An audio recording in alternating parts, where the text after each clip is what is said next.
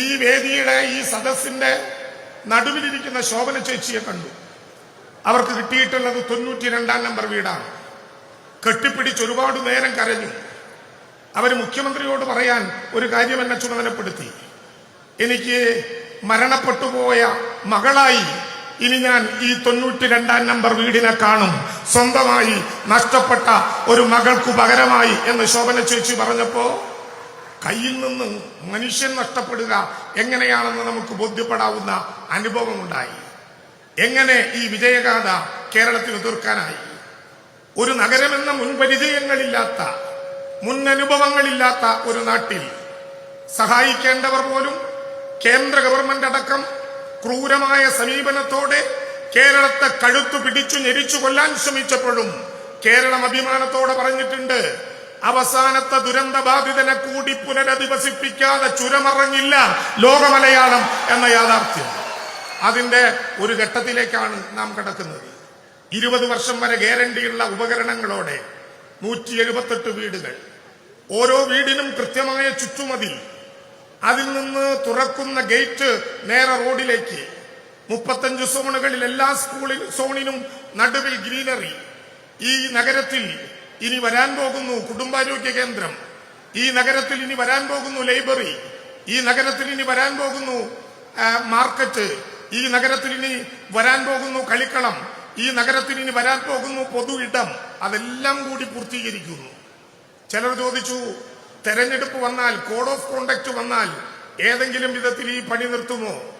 ഈ പണി ഒരു ദിവസം പോലും നിർത്താതെ തുടർച്ചയായി അതിന്റെ പദ്ധതി പൂർത്തീകരിക്കും വരെ മുന്നോട്ട് കൊണ്ടുപോകുമെന്ന് മാത്രമല്ല, ഈ ദുരന്ത ബാധിതരിൽ ഇവിടെ പൂർത്തീകരിക്കുന്ന വീടുകളിലേക്ക് വരാനുള്ളവർക്ക് യഥാർത്ഥ കാലവർഷം മഴത്തുള്ളിയായി വയനാട്ടിന്റെ തലയ്ക്കുമീതെ പതിക്കുന്നതിന് മുമ്പ് ഈ വീട്ടിലേക്ക്, ഈ നഗരത്തിലേക്ക് വരേണ്ട അവസാനത്തെ ആളുടെ താക്കോലും കൈമാറാൻ കഴിയുന്ന വിധത്തിൽ അഭംഗുരമാ പ്രവർത്തനങ്ങൾ മുന്നോട്ട് പോകും. ഇത് മാത്രമല്ല, ഈ മാസം വരെ 6000 രൂപയുടെ വാടക ഈ ഗവൺമെന്റ് മുടക്കിയിട്ടില്ല. ഈ മാസം വരെ, ഇനി ഈ വീടുകളിലേക്ക് കയറും വരെ അത് തുടരും. 300 രൂപയുടെ ജീവനോപാധി വെച്ച് 9000 വീതം ഒരു വീട്ടിലെ 2 പേർക്ക് കൊടുക്കുന്ന സഹായം അങ്ങനെ തുടരും. 1000 രൂപയുടെ ഫുഡ് കൂപ്പൺ തുടരും. ഇതുമാത്രമല്ല, നഷ്ടപ്പെട്ടതെല്ലാം നമുക്ക് തിരിച്ചു പിടിക്കാൻ പറ്റിയ അനുഭവങ്ങളിലേക്ക്, വെള്ളാർമലയുടെ താഴ്വാരത്തൊരു പള്ളിക്കൂടമുണ്ട് എന്ന് പാട്ടുപാടിയ, പുന്നപ്പുഴയുടെ ഓരം ചേർന്നൊരു പള്ളിക്കൂടമുണ്ട് എന്ന് പാട്ടുപാടിയ ഉണ്ണിമാഷുടെ കുട്ടികൾ പഠിക്കുന്ന വെള്ളാർമലയിലെ സ്കൂള് ഭൂമി ഏറ്റെടുത്തതുപോലെ അവർക്ക് തിരിച്ചു കൊടുക്കുന്നതടക്കമുള്ള പ്രവർത്തനങ്ങളിലേക്ക് അഭംഗുരം നാം മുന്നോട്ട് പോവുകയാണ്. ഈ പ്രവർത്തനം കേരളം ഒരു മനസ്സായി നടത്തിയതാണ്. ഏതെങ്കിലും ഒരു വിഭാഗത്തിന്റെ, ഏതെങ്കിലും ഒരു നിറത്തിന്റെ, ഏതെങ്കിലും ഒരു ഭരണകൂടത്തിന്റെ മാത്രം സ്വത്തല്ല. കേരളത്തിലെല്ലാവരും, പക്ഷമുള്ളവരും ഇല്ലാത്തവരും എല്ലാം അടങ്ങുന്ന കേരളം. ഈ നഗരത്തിലേക്ക് ഇങ്ങനെ ഒരു ആലോചനയിലേക്ക് വരാൻ എന്തു ധൈര്യം നിങ്ങൾക്ക്? മലയാളി മാത്രമല്ല, കഴിഞ്ഞ ദിവസം നമ്മളൊരു ചിത്രം കണ്ടു. ആവന്തിക ഈ കൂട്ടത്തിലുണ്ടാകും എന്ന് ഞാൻ കരുതുന്നു. ആവന്തിക അവളുടെ വീടിന്റെ കൂപ്പൺ എടുത്ത് അത് നേരെ ജില്ലാ കളക്ടർക്ക് നേരെ തിരിച്ചു കാണിച്ചു അഭിമാനത്തോടെ. ഞങ്ങൾ അവസാനം അവതരിപ്പിച്ച നാറ്റിവിറ്റി കാർഡ് അനുസരിച്ച് ജില്ലാ കളക്ടർക്ക് നാറ്റിവിറ്റി കാർഡ് കൊടുക്കാൻ പറ്റൂല. ജില്ലാ കളക്ടർ കേരളീയനല്ല.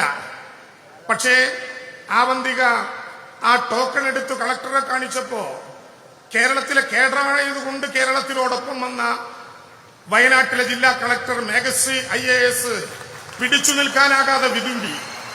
കേരളം അഭിമാനത്തോടെ പറയട്ടെ, മലയാളത്തിൽ ജീവിക്കുന്നവരും മലയാളത്തെ സ്നേഹിക്കുന്നവരുമായ, അതുപോലെ ലക്ഷക്കണക്കായ മനുഷ്യരുടെ കണ്ണിലെ പവിത്രമായ ഈ കണ്ണീർ തുള്ളികളുടെ കരുത്താണ് കേരളത്തിലെ ഗവൺമെന്റിന് ഇത്തരം ഒരു ഇച്ഛാശക്തി ഏറ്റെടുക്കാനും അത് പൂർത്തീകരിക്കാനും സാധിച്ചത്. ഞാൻ അവസാനിപ്പിക്കുന്നു.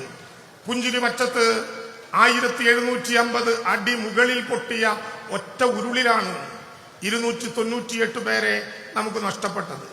പുഞ്ചിരിമറ്റത്ത് ഉയരത്തിൽ പൊട്ടിയ ഉരുളിൽ നിന്ന് തിരിച്ചു വന്ന മനുഷ്യർക്ക് പുഞ്ചിരി തൂകാൻ പറ്റുന്ന ഒരു മുറ്റമുണ്ടാക്കി കൊടുക്കാൻ പറ്റി എന്ന ആത്മവിശ്വാസത്തോടെയാണ് ഈ ഗവൺമെന്റ് ഈ വീടുകൾ പൊതുസമൂഹത്തിന്റെ മുമ്പാകെ സമർപ്പിക്കുന്നത്. ആത്മാഭിമാനത്തോടെ എല്ലാ ഘട്ടങ്ങളിലും ജൂലൈ 30 രാവിലെ പുലർച്ചെ 3:50 ബഹുമാനപ്പെട്ട മുഖ്യമന്ത്രി ഫോണിൽ എന്നെ വിളിക്കുന്നത്. എന്നെ മാത്രമല്ല, ഈ ഇരിക്കുന്നതിൽ പലരെയും. പുലർച്ചെ 3:50 ഉരുളുപൊട്ടി മിനിറ്റുകൾക്കകം കേരളത്തിന്റെ മുഖ്യമന്ത്രി എഴുന്നേറ്റിരുന്ന പ്രവർത്തനങ്ങൾക്ക് നേതൃത്വം നൽകി. കൂട്ടിച്ചേർക്കാവുന്ന എല്ലാവരെയും കൂട്ടിച്ചേർത്തു, ഒപ്പം നിർത്താവുന്ന എല്ലാവരെയും ഒപ്പം നിർത്തി. മനുഷ്യനായി മണ്ണിൽ ജീവിച്ചവന്റെ വികാരങ്ങൾ പൂർണ്ണമായി ഇതിനോടൊപ്പം ഉണ്ടായി. ഞങ്ങൾ പറഞ്ഞു, ഈ നഗരത്തിലേക്ക് സംഭാവന ചെയ്ത എല്ലാവരുടെയും പേരുകൾ ഓരോ വീടിന്റെയും മുമ്പിൽ പ്രദർശിപ്പിക്കുകയല്ല, ഇവിടെ വെക്കുന്ന ഒരു പുതുശിലയിൽ അവരുടെ എല്ലാം പേരുണ്ടാകും.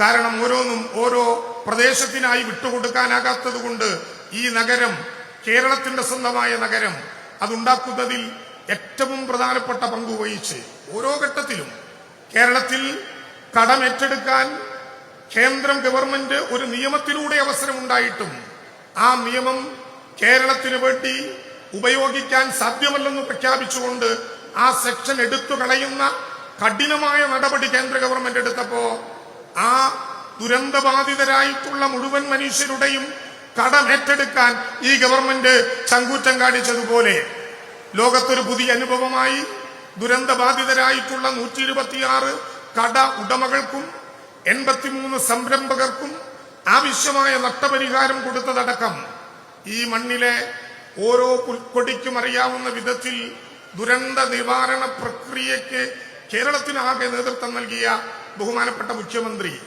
വിത്തെറിഞ്ഞയാൾ തന്നെ കൊയ്യണം എന്നാണ് പണ്ട് ഒരു പൊതു നിയമം. മുഖ്യമന്ത്രി തന്നെ തറക്കല്ലിട്ടു, മുഖ്യമന്ത്രി തന്നെ ഔപചാരികമായി ഈ വീടുകൾ നാടിന് സമർപ്പിക്കുന്നു. യഥാർത്ഥത്തിൽ ഉയരുന്നത് കേരളം മുഖ്യമന്ത്രിയുടെയോ ഗവൺമെന്റിന്റെയോ യശസ്സല്ല. മൂക്ക് താഴോട്ട് നീണ്ട 3.25 കോടി വരുന്ന മലയാളി ലോകത്തിന്റെ മുമ്പിൽ ആത്മാഭിമാനത്തോടെ തല ഉയർത്തിപ്പിടിച്ചു നിൽക്കുന്ന ഈ അഭിമാന നിമിഷം